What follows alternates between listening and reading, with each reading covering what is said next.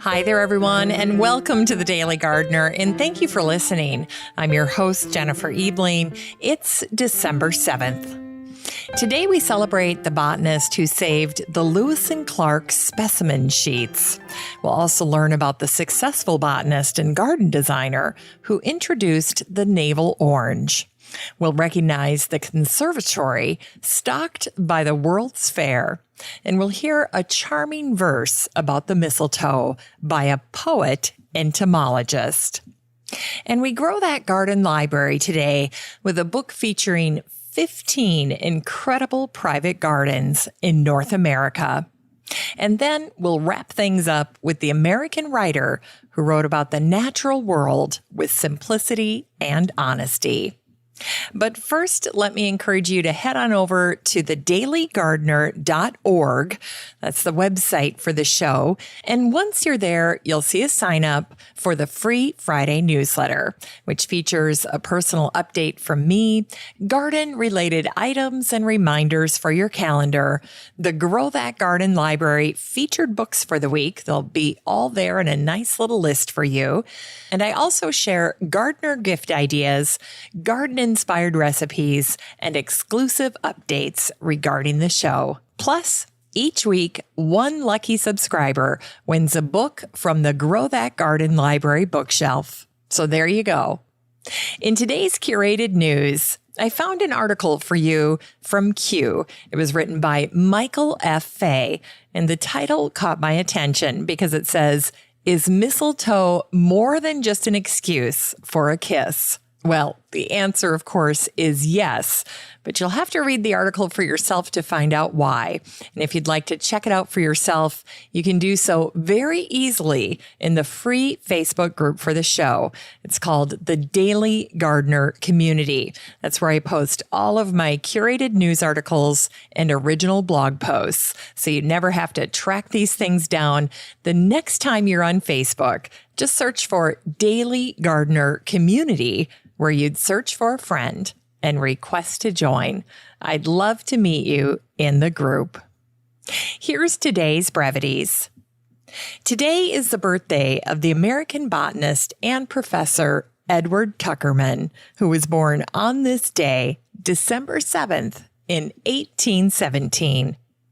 A specialist of lichens and other alpine plants, Edward helped found the Natural History Society of Boston.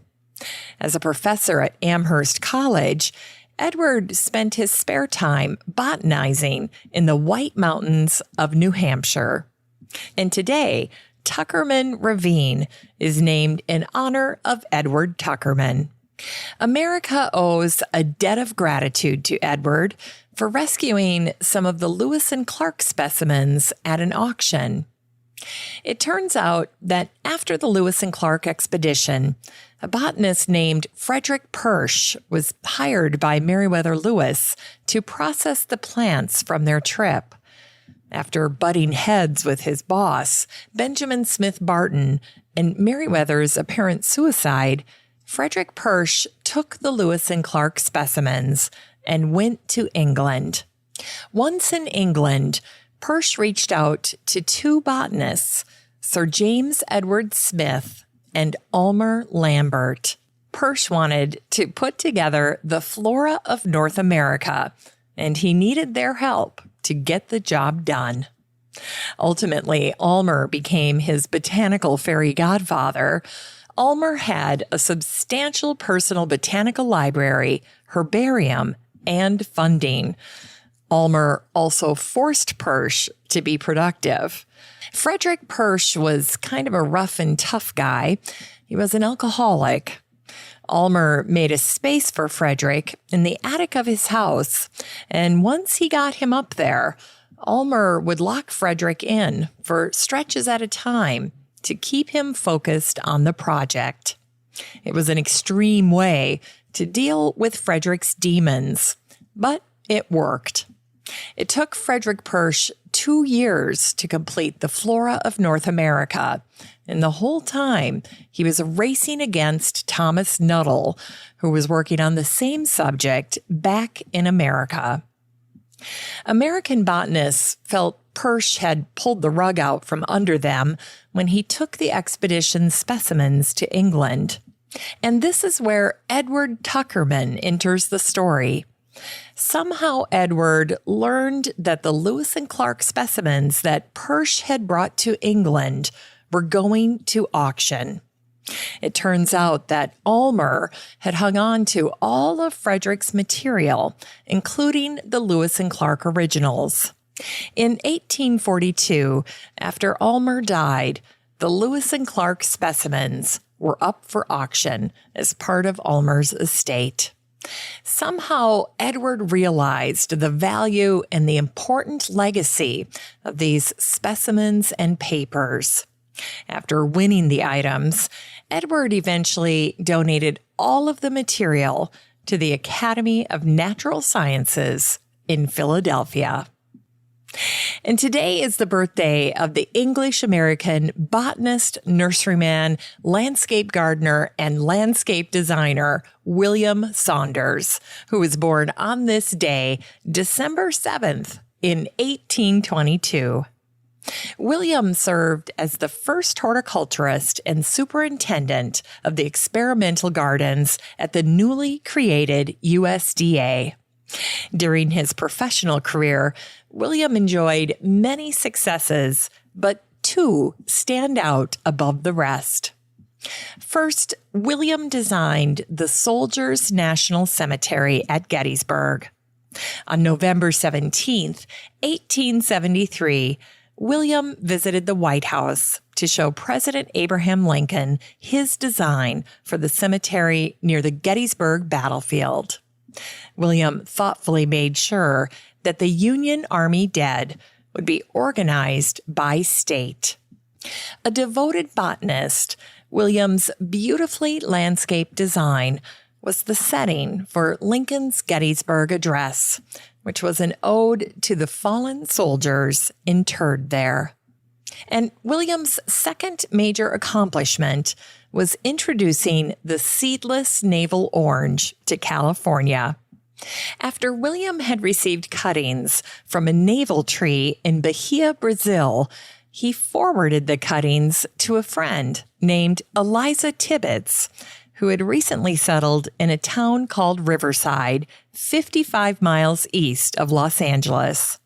Eliza and her husband Luther planted the navel oranges in their front yard. They watered the trees with their dishwater, and both of the trees flourished.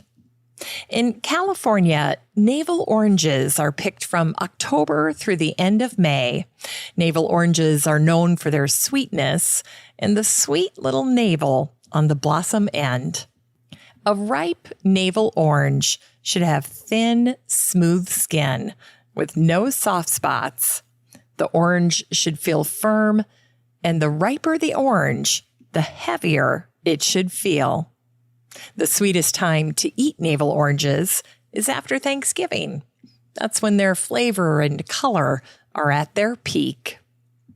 Because navel oranges are seedless, they can only be propagated by cutting.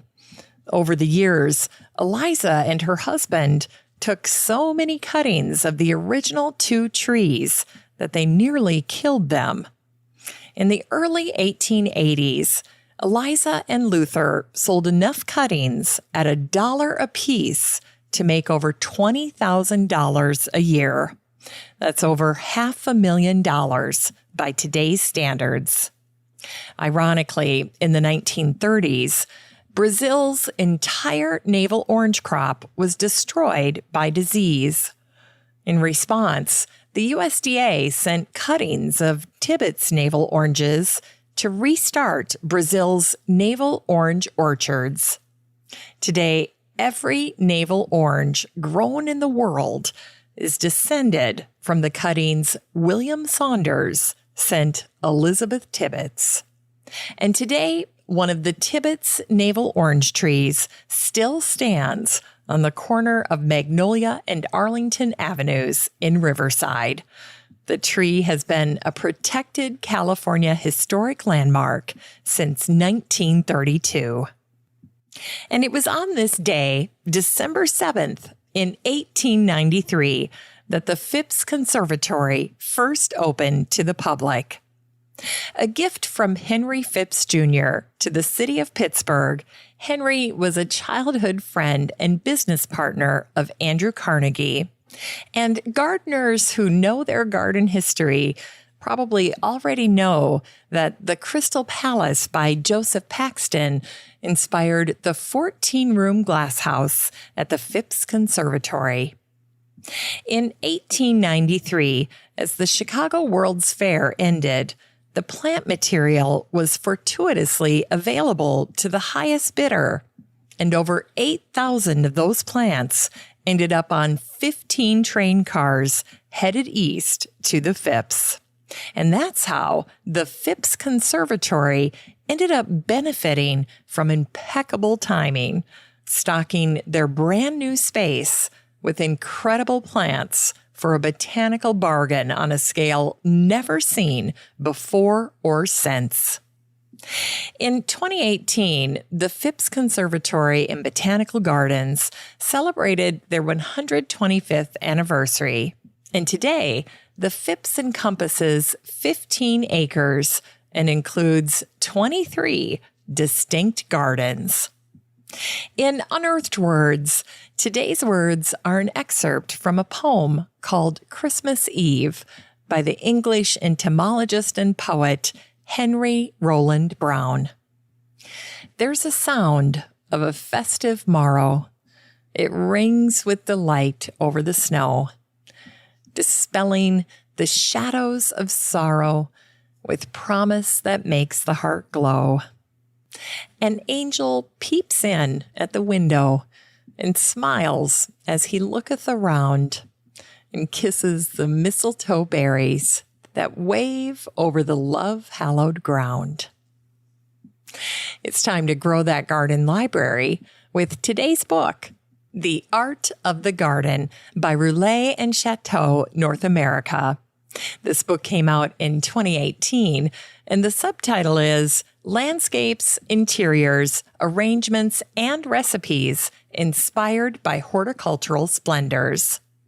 Established in 1954, Roulet and Chateau is an association of the world's finest hoteliers, chefs, and restaurateurs who have set the standard for hospitality excellence.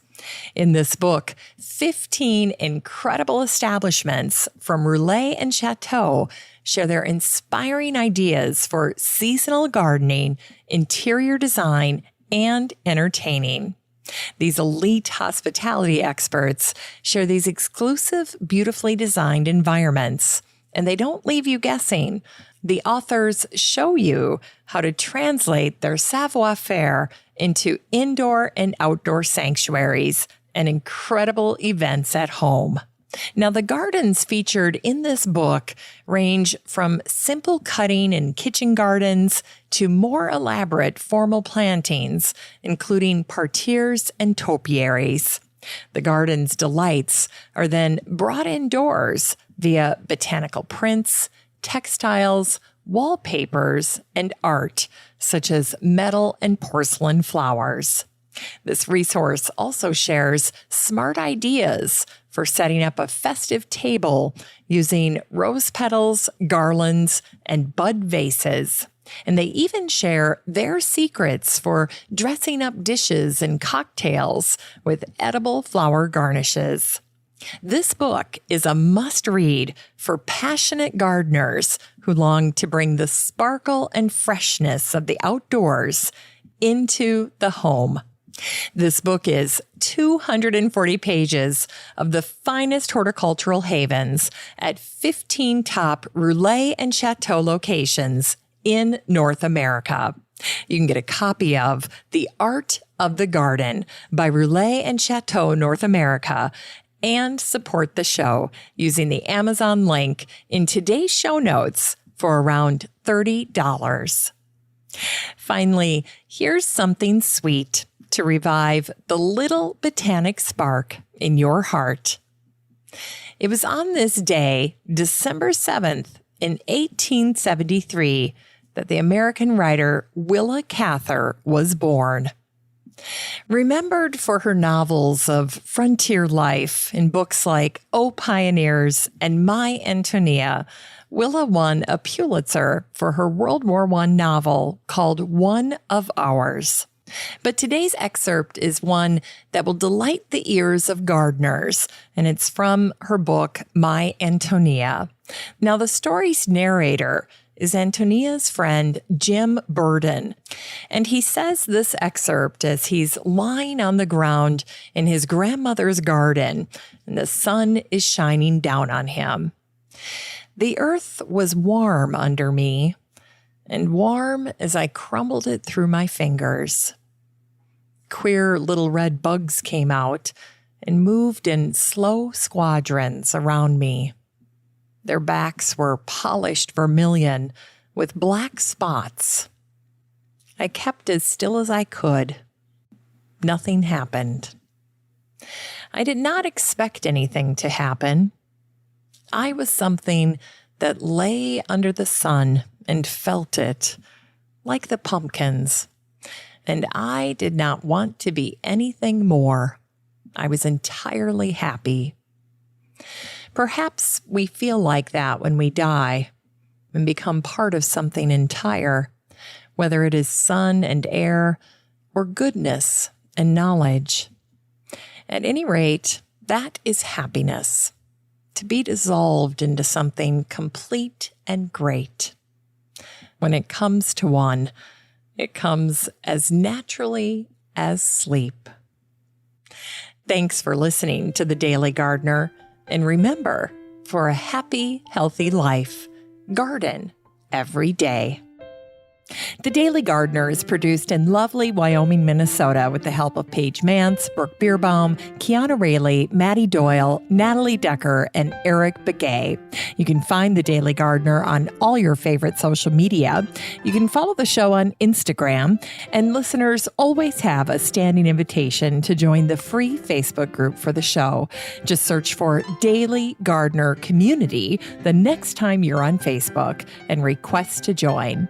All the stories and books that are featured on the show can be found over at thedailygardener.org, thedailygardener.org. And while you're there, be sure to sign up for my free Friday newsletter. Last but not least, you can share your own gardener greetings on the show by emailing me at jennifer@thedailygardener.org. I'm your host, Jennifer Ebling, and as always, have a great day in the garden, and we'll see you tomorrow.